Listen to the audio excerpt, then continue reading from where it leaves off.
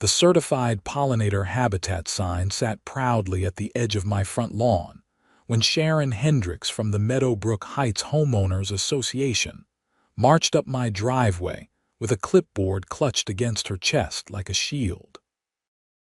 I was kneeling in the garden, checking on the black-eyed Susans that had just started blooming alongside the native purple coneflowers when her shadow fell across the flower bed.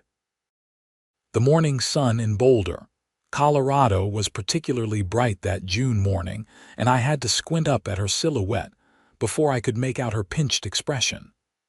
"Mr. Turner," she said, her voice sharp enough to cut through the pleasant buzz of bees working through my wildflowers. "We need to discuss the state of your lawn." I stood up slowly, brushing dirt from my knees. "Good morning to you too, Sharon. What seems to be the problem?" She gestured broadly at my front yard with one manicured hand, her gold bracelets jangling. "This. All of this. Your yard is completely overrun with weeds. It's bringing down property values for the entire neighborhood."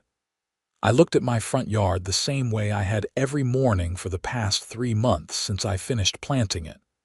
Where she saw chaos, I saw a carefully planned native wildflower meadow. Black-eyed Susan swayed next to bee balm. Purple coneflowers stood tall among native grasses. Butterfly milkweed added splashes of orange throughout. Bees, butterflies, and hummingbirds moved constantly through the space.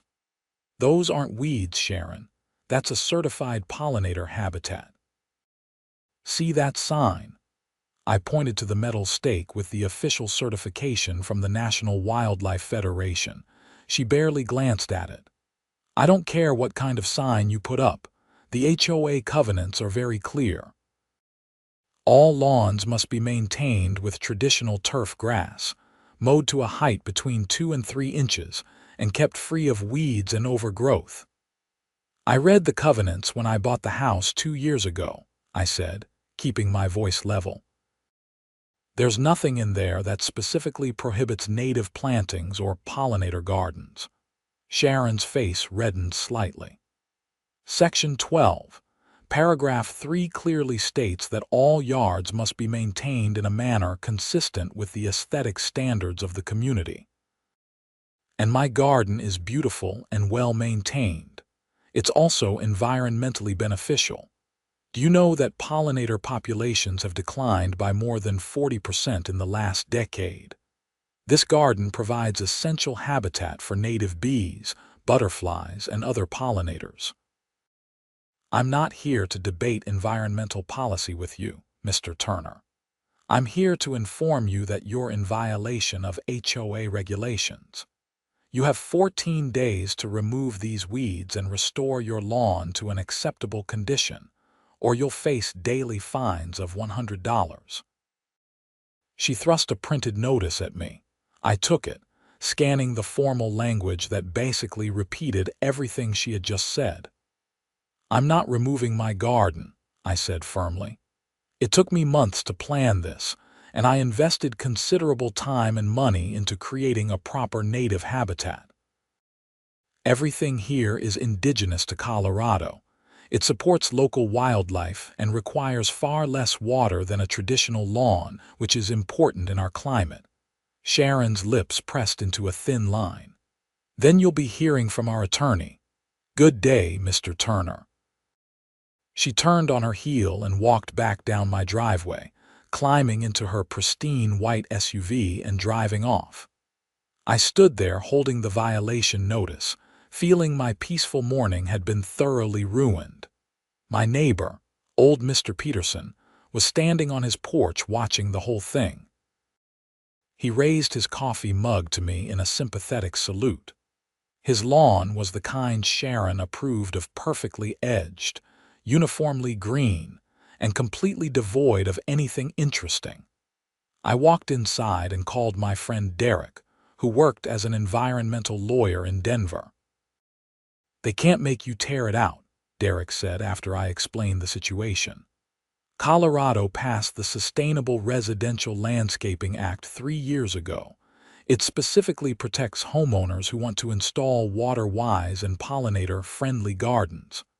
So I can just ignore them. Well, not exactly. You should respond formally to their notice. Document everything. Take photos of your garden, keep copies of your certification, and gather any receipts or plans you have. Then write them a letter citing the state law and explaining that your garden is protected. Will that be enough? Derek paused. Probably not. HOAs can be stubborn, especially when they think they're losing control. But it establishes your position clearly. If they want to push it, they'll have to take you to court and they'll lose. I spent the rest of the morning photographing every square foot of my garden. I documented each plant species with both close-ups and wide shots showing the overall design. I printed out my certification documents from the National Wildlife Federation. Along with the detailed plan, I had submitted to them showing the layout and plant selection. My garden wasn't some random scattering of wildflowers. I had worked with a native plant specialist from the Boulder County Extension Office to select species that were appropriate for our elevation, soil type, and sun exposure. The design incorporated different height layers, bloom times throughout the season, and specific plants to attract and support different pollinator species. I had removed the water-hungry Kentucky bluegrass lawn that came with the house and replaced it with something that actually made sense for our semi-arid climate. My water bill had dropped by 30% since making the switch. That evening, I drafted my response letter to the HOA. I cited the Colorado Sustainable Residential Landscaping Act by its full legal name and statute number. I explained that my garden was a certified wildlife habitat that provided important ecosystem services. I attached photos, certifications, and documentation of my planning process.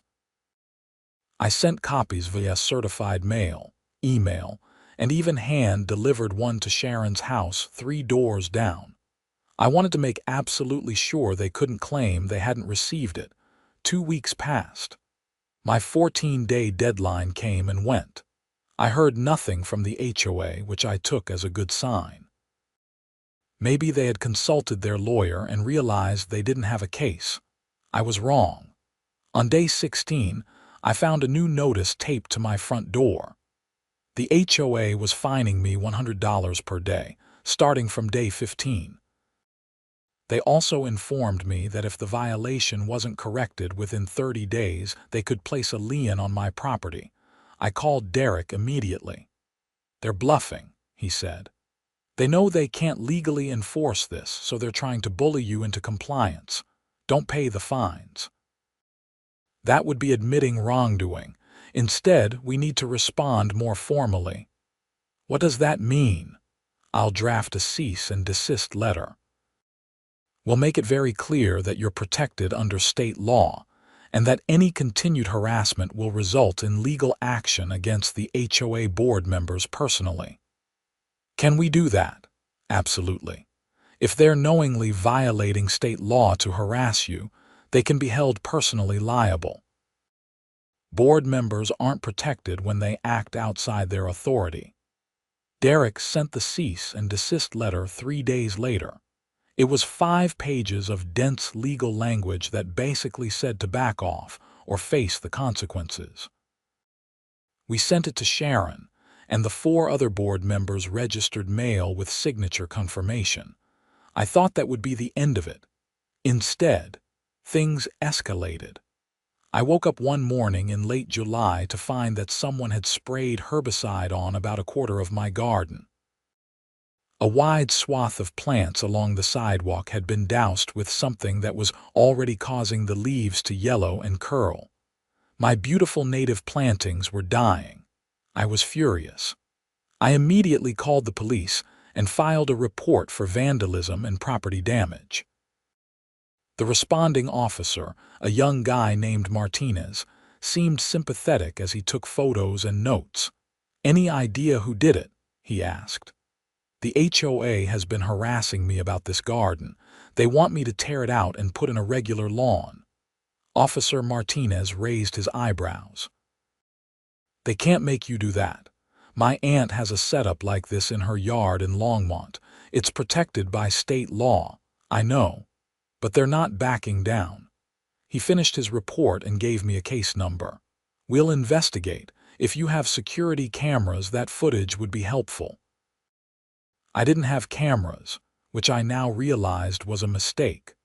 I called a security company that afternoon and scheduled an installation for the following week. The damaged plants were a total loss. I spent a heartbreaking afternoon pulling out the dead and dying wildflowers, knowing I couldn't replace them until the next spring. The herbicide had contaminated the soil enough that anything I planted now would just die too. Derek advised me to get an estimate for the damage from a landscaping company. A local native plant nursery came out and assessed the loss at just over $3,000, including the plants, the labor to remove and dispose of the contaminated soil, soil remediation, and eventual replanting. "This is getting serious," Derek said when I called to update him. "Vandalism and property damage take this beyond a simple HOA dispute. We should consider filing a lawsuit." "Against who?" "The HOA and the individual board members." "We can claim harassment, violation of state law, property damage, and emotional distress." I hesitated. I didn't want to be that guy who sues his HOA. I just wanted to be left alone to garden in peace. But then Sharon showed up at my door again. This time she had reinforcements. 3 other board members stood behind her on my porch, all of them wearing similar expressions of righteous determination. I recognized Patricia Winters, a real estate agent who lived 2 streets over, and Donald Kemper, a retired accountant with a reputation for being pedantic about rules. The third person was someone I didn't know, a younger woman who looked uncomfortable. "Mr. Turner," Sharon began, "the board has voted unanimously to take legal action if you don't comply with the violation notice. We're prepared to file suit to force you to restore your lawn and pay all accumulated fines, which now total over $4,000. You vandalized my property," I said. "I filed a police report." Sharon's expression didn't change. "I have no idea what you're talking about. What I do know is that your yard remains in violation of HOA covenants, and we have every right to enforce those covenants. You have no right to violate state law which protects my garden." Patricia stepped forward. "We've consulted with our attorney, and he assures us that HOA covenants supersede that law. The statute you're citing applies to local government regulations, not private community agreements." That wasn't true, and I suspected their lawyer had told them no such thing. But I could see they were committed to their position. "Then I guess we'll let a judge decide," I said. "My lawyer is preparing a lawsuit against the HOA and all of you personally for harassment, violation of state law, and property damage. I have documentation of everything, including the herbicide vandalism." The younger woman in the back looked alarmed. "Wait, personally? Sharon, you said we were protected by the HOA insurance." "We are," Sharon said quickly. "He's just trying to scare us. We're well within our rights to enforce community standards." "You're not," I said. "And when a judge rules against you, you'll be personally liable for damages and attorney fees. My lawyer estimated that could run into the tens of thousands of dollars." Donald Kemper frowned. "Sharon, maybe we should reconsider. If there's really a state law that protects this kind of thing." "There isn't," Sharon snapped. "Our attorney was very clear." "Then show me his written opinion," I said. "Show me where a lawyer has put in writing that you can override state law." Sharon's face flushed. "I don't have to show you anything. You have 10 more days to comply or we're filing suit. Come on." She turned and walked away, the others following. But I noticed the younger woman glance back at me with an expression that looked a lot like doubt. I closed the door and immediately called Derek.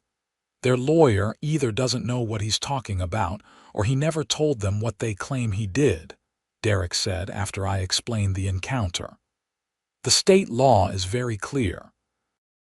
It explicitly prohibits HOAs from banning water-wise and pollinator-friendly gardens. I've successfully cited it in 3 previous cases.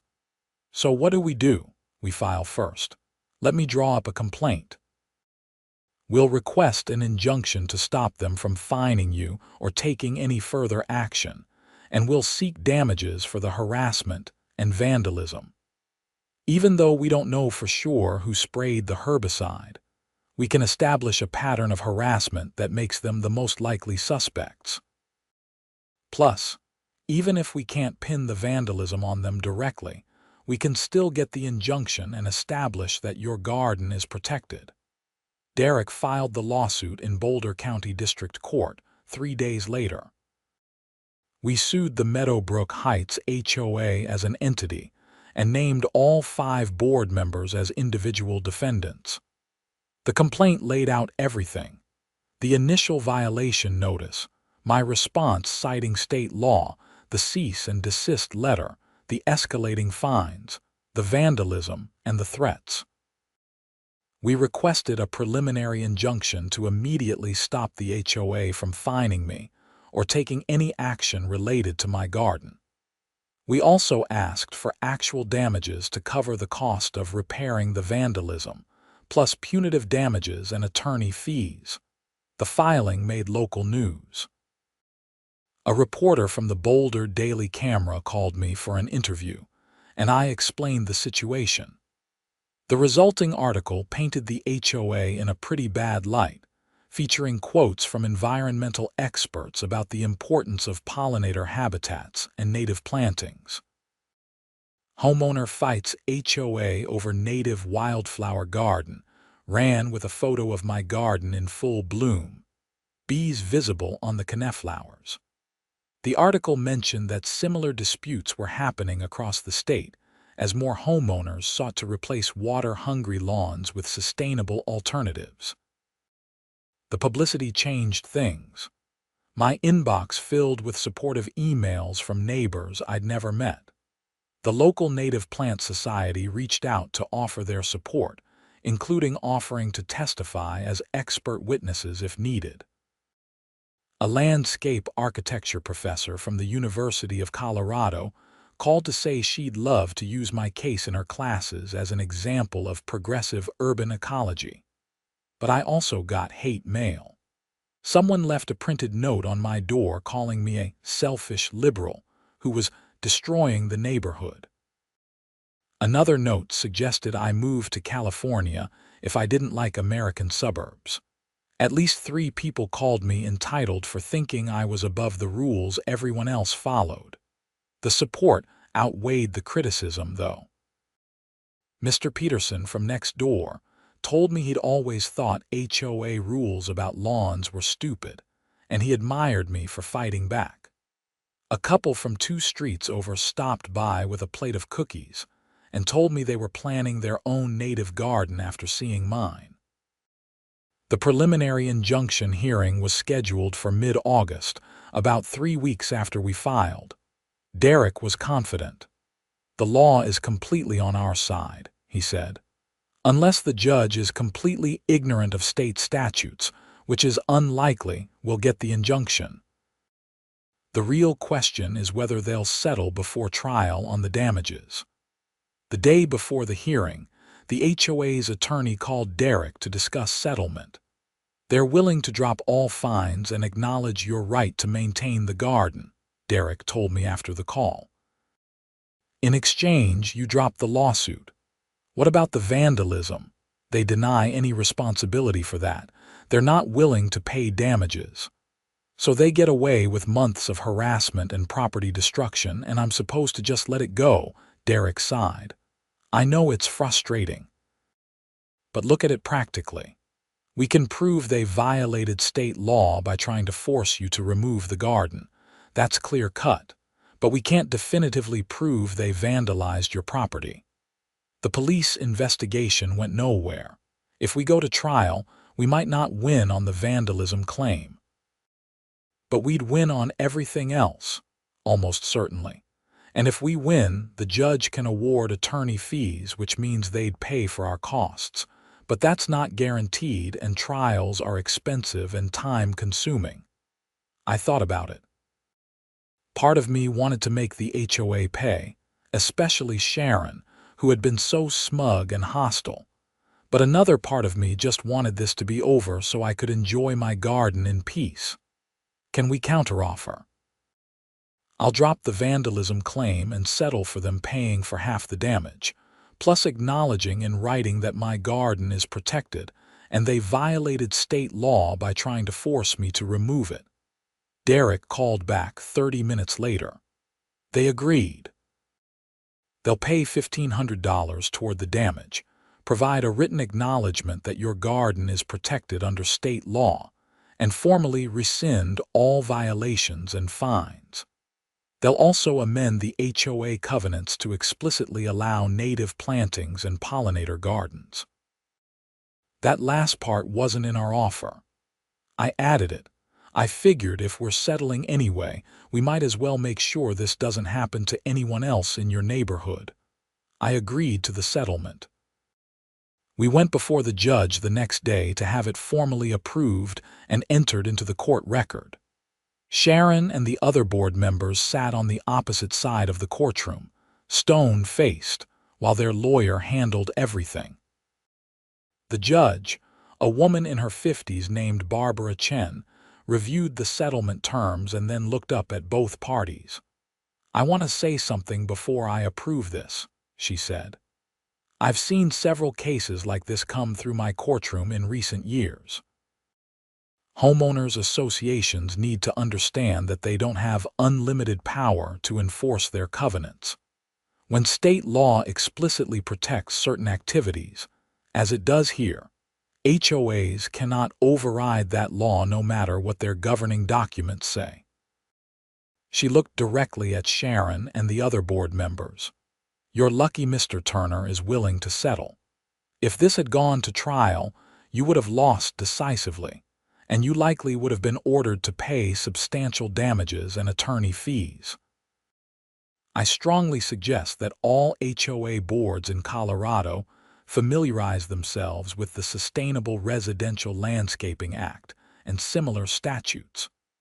Your role is to serve your communities, not to harass homeowners who are trying to make environmentally responsible choices."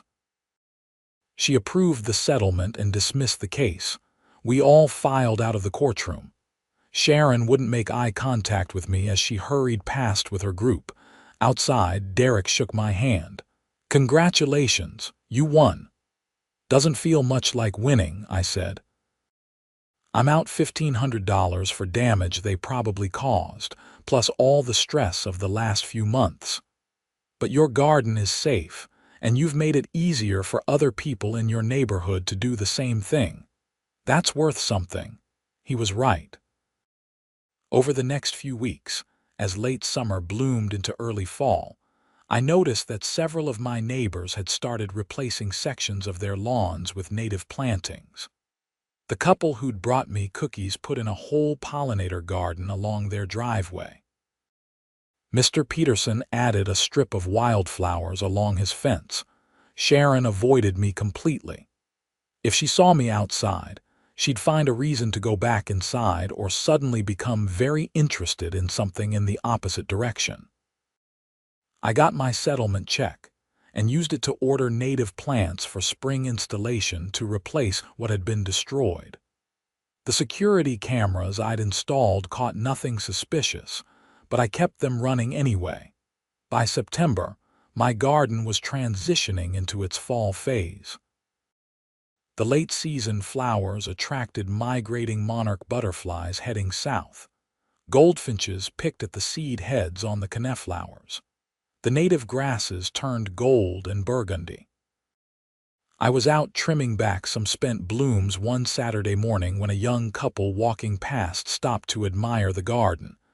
"This is beautiful," the woman said. "We just bought a house 2 blocks over and we were thinking about doing something like this. Is it hard to maintain?" I stood up and walked over to the sidewalk. "Actually, it's easier than a regular lawn once it's established. No mowing, way less water, and the plants are adapted to our climate so they don't need much care." "We heard there was some issue with the HOA though," the man said. "Are they okay with this kind of thing now?" "They are. In fact, it's explicitly allowed in the covenants now. There's a state law that protects these gardens too." The woman smiled. "Good to know. Could we get your contact info? We'd love to hear more about how you plan this." I gave them my number and they walked on. That same scenario repeated itself several more times over the next few weeks. People I'd never met would stop to ask about the garden, take photos, or ask for advice on starting their own. In October, I was contacted by the Boulder County Extension Office. They wanted to feature my garden in their sustainable landscaping program and asked if they could bring groups for tours. I agreed, and soon I was hosting small groups of homeowners interested in converting their lawns. The irony wasn't lost on me. Sharon's attempt to force me to tear out my garden had resulted in it becoming a demonstration site that was inspiring dozens of other people to do the same thing. The first killing frost came in late October, putting the garden to bed for winter. I cut back the dead growth but left the seed heads standing to provide food for birds and shelter for overwintering insects. It looked a bit messy by conventional standards, but that was the point. A healthy ecosystem wasn't meant to look like a golf course. November brought an unexpected development. I received a letter from the HOA informing me that there would be a special election for the board in January. 3 of the 5 current members, including Sharon, were not seeking re-election. Mr. Peterson told me the rest of the story when he came over to return a garden tool I'd lent him. "Sharon got voted out, essentially," he said with obvious satisfaction. "A bunch of people in the neighborhood were angry about how she handled your situation, especially after that newspaper article. There was a petition to recall her and the others, and they decided to step down rather than face the recall vote." I didn't hear anything about a petition. It happened pretty quietly, but I signed it. So did about 60% of the homeowners. People are tired of the HOA being used as Sharon's personal fiefdom. She treated it like her job was to find violations and punish people. Who's running in the election? Some younger folks who just moved in. People with families who want the HOA to focus on actually useful stuff like maintaining the common areas and organizing neighborhood events, not measuring people's grass with a ruler. I considered running myself, but decided against it. I'd had enough of HOA politics to last a lifetime. The winter was quiet. My garden slept under occasional snow, and I spent time planning improvements for spring. I wanted to add more early blooming species to support pollinators emerging from hibernation, and I was considering expanding the garden into my backyard as well. In January, the new HOA board was elected. None of the previous members remained. The new president was a woman named Jennifer Morrison, who worked as a sustainability consultant. She sent a friendly email to all homeowners introducing herself and outlining the board's priorities. One of those priorities was updating the neighborhood common areas to include more native plantings and pollinator habitat. She asked if I'd be willing to consult on the project. I met with Jennifer and 2 other new board members in February to discuss their plans. They wanted to convert the generic ornamental beds at the neighborhood entrance into a showcase native garden. We figured if we're going to allow private native gardens, We should lead by example, Jennifer said. Plus, it'll reduce our maintenance costs. The landscaping company charges a fortune to keep those non-native shrubs looking decent. I helped them develop a plan and connected them with the native plant nursery I'd used. By March, workers were tearing out the old landscaping and preparing the beds for native plantings. Sharon drove past while I was there consulting one day. She slowed down as if to say something, then seemed to think better of it and drove on. I almost felt sorry for her. She'd fought so hard to enforce her vision of what the neighborhood should look like, and she'd lost completely. But mostly, I just felt relieved that particular battle was over. Spring arrived with an explosion of color in my garden. The new plants I'd installed to replace the vandalized section filled in beautifully. The established plants from the previous year came back fuller and healthier. And the garden attracted even more pollinators than before. I started keeping a species count. By the end of April, I documented 17 different butterfly species, dozens of native bee species, and regular visits from hummingbirds. Goldfinches nested in the ornamental grasses. A rabbit took up residence under the sprawling butterfly milkweed. The neighborhood entrance garden was finished in May, and it looked spectacular. The HOA held a ribbon-cutting ceremony with cake and punch. The local Native Plant Society came, as did the Extension office staff, and a reporter from the paper who'd covered my story. Jennifer gave a short speech about the importance of sustainable landscaping and supporting pollinators. She thanked me publicly for inspiring the change, which was both gratifying and a little embarrassing. "What started as a conflict has turned into an opportunity," she said. "Our neighborhood is now a model for how HOAs can support environmentally responsible landscaping while maintaining community standards. We've proven that beautiful and sustainable aren't mutually exclusive." After the ceremony, an older man I didn't recognize approached me. He introduced himself as Robert Finch, an attorney who specialized in HOA law. "I've been following your case," he said. "I represent several HOAs in the Denver metro area, and I've been using your situation as a cautionary tale. HOA boards need to understand the limits of their authority." "Glad my suffering could be educational," I said with a slight smile. He laughed. "I'm serious, though. You'd be surprised how many boards think they're untouchable. They get drunk on their little bit of power and forget they're subject to state and federal law just like everyone else." Your case was a good reminder. As summer progressed, I gave more tours of my garden. The Extension office kept bringing groups, and word spread enough that people from other Denver suburbs started reaching out. I connected with a network of native plant advocates across Colorado who were fighting similar battles with their HOAs. Not every story had a happy ending like mine. I heard from a woman in Colorado Springs whose HOA had sued her and won, forcing her to remove her native garden. Her HOA covenants had very specific language about approved plant species, and the judge ruled that the state law didn't override that level of specificity. I also heard from a man in Fort Collins who'd won his case so decisively that the HOA was ordered to pay him $20,000 in damages and attorney fees. His board had been even more aggressive than mine, actually hiring a landscaper to tear out his garden without permission.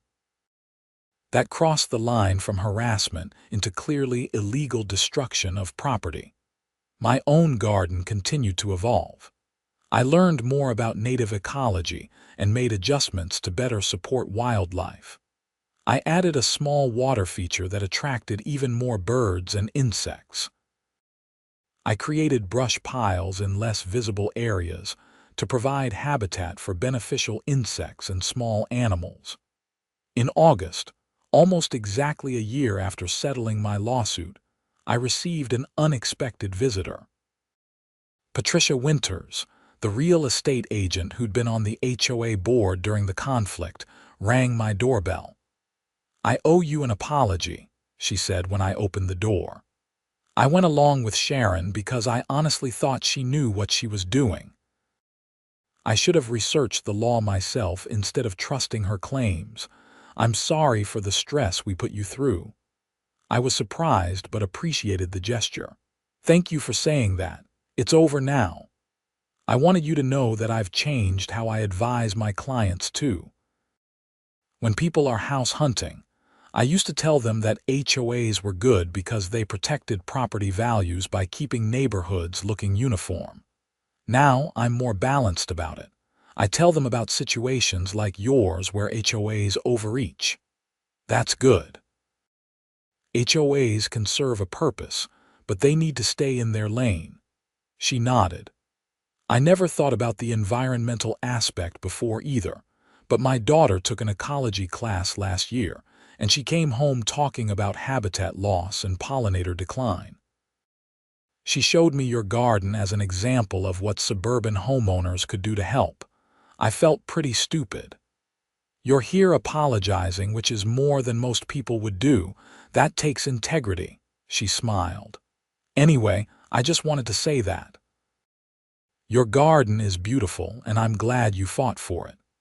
After she left, I thought about how the whole situation had transformed over the year. It had started with anger and conflict, but it had led to education, policy change, and even personal growth for some of the people involved. Fall arrived again, and my garden once more transitioned into its late-season glory. The asters and goldenrod bloomed in purple and gold, attracting the last butterflies of the season. Migrating birds stopped to feast on seeds and insects. I stood in my front yard on a particularly beautiful September evening, watching the sun set behind the mountains, turning the sky orange and pink. Bees hummed lazily through the flowers. A hummingbird made a final pass through the bee balm before heading to wherever hummingbirds spend the night. My phone buzzed with a text from Derek. "Saw your neighborhood entrance garden featured in Colorado Homes magazine. You're famous." I smiled and typed back. "Just happy to garden in peace." And I was. The fight had been stressful and expensive, but it had been worth it. My garden wasn't just beautiful to me anymore. It had become a catalyst for change, a demonstration of what was possible when people stopped accepting that suburban landscapes had to be sterile monocultures of grass. Over the fall and winter, I continued to hear from people across Colorado and even from other states who were dealing with similar HOA issues. I offered what advice I could, connected people with resources, and shared Derek's contact information when they needed legal help. In February, I was invited to speak at a sustainable landscaping conference in Denver. I told my story to a room of landscape architects, urban planners, and environmental advocates. The talk was well received, and several cities reached out afterward about developing policies to protect native plantings. Spring came around again, and my garden burst into life for its third season. It was more established now, more filled in, more vibrant than ever. The plants had deeper root systems and produced more flowers. The ecosystem I'd created was maturing. On a warm April morning, I was installing a few new plants when I noticed Sharon walking past with a small dog I'd never seen before. She slowed down, hesitating, then actually stopped. "It does look nice," she said quietly, almost reluctantly. I stood up, trowel in hand, and looked at her. She looked older somehow, more tired. "Thank you," I said simply. "I spent 30 years in that house," she continued, gesturing vaguely down the street. "I always took pride in the neighborhood. I thought I was protecting it." "I know you did." She was quiet for a moment. "My daughter told me I was on the wrong side of history. She's an environmental scientist, studies climate change." She said people like you are trying to do the right thing, and people like me are standing in the way because we're stuck in outdated ideas about what looks good. It's not about being right or wrong, I said. It's just different perspectives on what a healthy neighborhood looks like. Sharon shook her head. No, she was right, I was wrong, I made your life miserable because I couldn't see past my own assumptions. She paused. Anyway, I'm moving, sold the house. Closing next month, I'm sorry to hear that. Don't be, it's time. The neighborhood is changing, and that's probably good. I just can't be here anymore after everything that happened. She tugged lightly on the dog's leash. Take care of yourself, Mr. Turner. She walked away, and I watched her go. I felt a complex mix of emotions, satisfaction, sympathy, sadness, and relief all tangled together. The conflict had cost her more than it had cost me in some ways. She'd lost her position, her reputation in the neighborhood, and now even her home. But she'd also been the aggressor, the one who'd chosen conflict over compromise. I couldn't feel too guilty about the consequences she'd faced. I went back to my planting, pressing small native penstemon plants into the soil, already imagining the purple flowers they'd produce in a few months. Life went on. Summer brought the usual parade of pollinators and visitors. I hosted more tours, advised more homeowners, and continued to refine my garden. The neighborhood entrance garden matured beautifully, and several more neighbors installed their own native plantings. By the time autumn rolled around again, Meadowbrook Heights had transformed. It wasn't dramatic. You could still see plenty of traditional lawns, but there were enough native gardens scattered throughout that the neighborhood actually had measurably more birds and butterflies than before. People noticed. They talked about it at neighborhood gatherings. The new HOA board launched a Pollinator Pathway initiative, encouraging homeowners to connect their native plantings to create corridors for wildlife to move through the neighborhood. They offered small rebates for native plant purchases and organized plant swaps in the spring and fall. In October, I received a plaque from the Boulder County Extension Office recognizing my garden as an official demonstration site. They'd brought hundreds of people through over the past year and credited it with inspiring dozens of new native plantings across the county. I hung the plaque in my garage, next to my National Wildlife Federation certification, and a framed copy of the newspaper article about my case. Not because I wanted to brag, but because I wanted to remember what I'd learned. That standing up for what you believe in matters. That systems can change when people push back against unjust rules, and that sometimes conflict, as unpleasant as it is, leads to better outcomes than simply giving in. As winter settled over Colorado again, I started planning for the fourth season. I wanted to add more species diversity, particularly early bloomers for emerging queen bumblebees in March and late bloomers for migrating butterflies in October. I sketched out designs and researched seed sources. On a cold December evening, I sat at my kitchen table with seed catalogs spread out before me, planning next year's additions. Through the window, I could see my garden sleeping under a light dusting of snow. In the fading light, the dried seed heads and standing grasses looked sculptural, beautiful in their dormant state. My phone rang. It was Derek. Hey, remember that woman you connected me with from Colorado Springs? The one whose HOA made her tear out her garden. Yeah, what about her? She just won on appeal. The appellate court ruled that the district court judge misinterpreted the state law. Her HOA has to let her reinstall her native garden and pay her damages. I smiled. That's great news. It sets a stronger precedent, too. Makes it even clearer that HOAs can't ban these gardens. Your case helped lay the groundwork for this. After we hung up, I sat there feeling satisfied. The ripples from my small act of resistance were spreading further than I'd ever imagined. The next spring would be my fourth season with the garden. I was already looking forward to seeing it burst into life again, watching the first bees emerge to visit the early crocuses and native paintbrush, observing the return of familiar butterflies and hummingbirds. But more than that, I was looking forward to a summer free of conflict, where I could simply enjoy what I'd created without worrying about violation notices or fines or hostile visits from board members. The garden had become exactly what I'd hoped it would be: a thriving ecosystem in miniature, a small patch of habitat in a landscape that desperately needed more of it, and a beautiful, peaceful space where I could connect with nature right in my own front yard.